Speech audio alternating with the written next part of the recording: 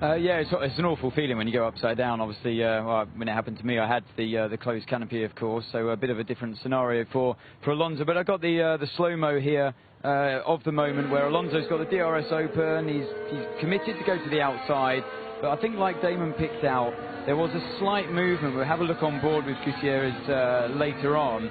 But yeah, looking at this as well, as the car's sliding on the tarmac, it's okay. On the grass, it's okay. As soon as it hits the gravel, the thing tips over and then it's airborne. So I think that's you know, we do. I'm guilty of it too. I complain about these seas of tarmac runoff areas, but that, unfortunately, that's the reason why that they're there. So if we go on to the virtual that we've got, actually, this is quite interesting.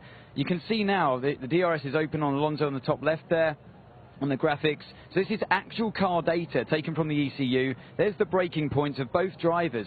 So I'll just wind that back just a little bit for you. So you can see Alonso's the one in front, Gutierrez is behind. You can see how much earlier Gutierrez was on the brakes compared to Fernando. Obviously, because it's the virtual, it's not going to show cars flipping in the air, but that's a good example of how you can get caught out when you're following a car that can brake early, or is going to brake earlier than you.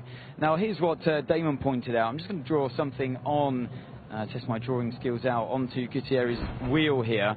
If I draw this line, try that again, excuse me, always failed art at school.